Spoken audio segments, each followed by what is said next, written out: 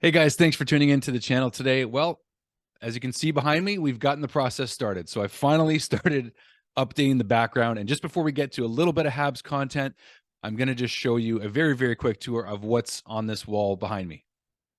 So let's give you guys a quick tour of the updated or still being updated wall, actually. Cole Caulfield, glad I could finally get him on the wall. Forgive it if it goes in and out of focus a couple of times here, but really like this edition of Patrick Waugh. This one was really cool. This is a collector's item here. Really love this one. Vintage, beautiful. Myself and my pal Dale Weiss from Habs Tonight, an episode where we interviewed Josh Georges. I have a picture of the three of us that I'm going to put up as well. Coming over to one of my favorite pictures. This is basically one of the nights where I felt, get my shadow out of the way, that my career in broadcasting kind of got started. I've mentioned this a million times on this and Habs Tonight, but this was my interview with Nick Suzuki after the Canadiens traded for him in the Max Pacioretty deal.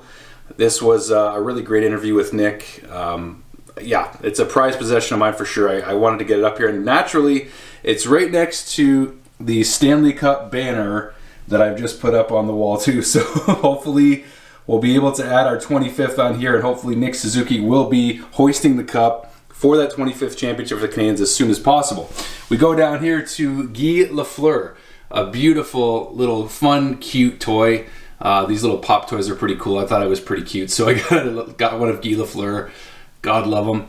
A very recent interview, which you guys just saw on my channel, with Habs prospect Owen Beck.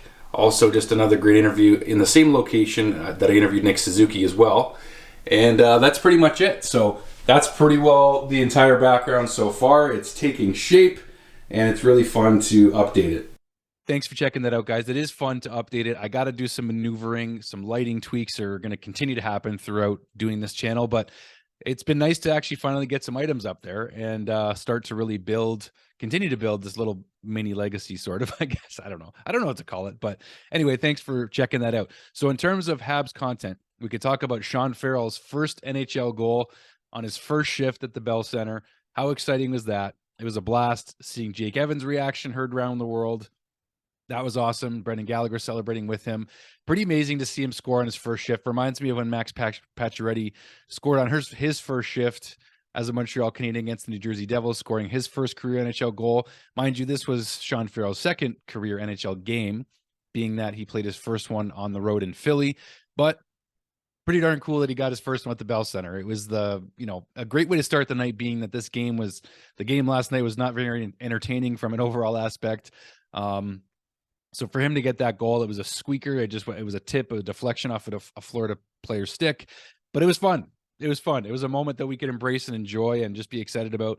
Definitely like what I saw from Farrell. Quick feet, quick hands, good passing skills, knows how to pass the puck.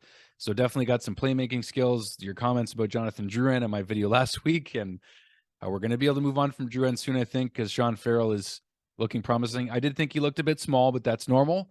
That's just given the 5'9" frame that he has right now, but he's got potential. I definitely believe he has potential. We could talk about Cayden Primeau's good game against Philly the other night, over a 930 or 925 save percentage, and playing himself a good game, his first one in a while with the Montreal Canadiens. So I think that there's still a lot to be had from Cayden Primeau there, and he's got to go have a great playoff run with Laval and kind of see where that takes him, because we know that it's still a big question mark, his future with the Canadiens, even though he signed a 3-year extension before this season started. As far as the talk about Justin Barron, so why do I want to talk about Justin Barron? Well, to me, and it was a game specifically, I'm not sure if it was Tampa or Florida, I can't recall exactly, but in the last week or so, maybe it's the last couple of weeks, I've just noticed that there's a level of concern with Justin Barron's play.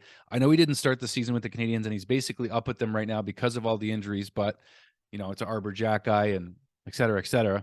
But I do think that there is a bit of a level of concern. The Colorado Avalanche are certainly winning that trade right now, and we know that Justin Barron is a longer-term project. So I guess I'm just going by recency bias in what I'm seeing from Justin Barron, but just the mistakes, the hesitation, the confidence going up and down. I just think that we have to maybe be patient with him, but I'm curious what that right side is going to look like in the future, and if maybe Justin Barron is expendable. I don't like saying that about players in Montreal, and I don't want to be a jerk, but you guys know I'm too nice sometimes. Anyway, that's just the way I am.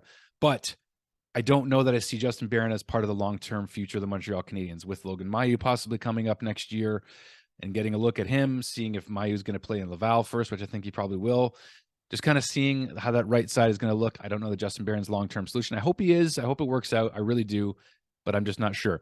I'm going to talk about Pierre Luc Dubois tomorrow. And the reason for that is because, yes, Elliot Friedman did come out. As you guys know, you've seen lots of content come out everywhere about it, but I haven't really offered anything in terms of thoughts on yet another rumor about Pierre Luc Dubois, even though there does seem to be a bit more substance to this rumor or information that we're getting out of Elliot Friedman in terms of, the Canadiens being 95% likely the team he's going to join, whether it's through trade this summer or next year in free agency. So I'm going to talk about that tomorrow with you guys. So that's why I'm going to hold off on that. But we will talk about it, and I'm going to try to come up with a reasonable, realistic, my best possible trade proposal for Pierre Luc Dubois.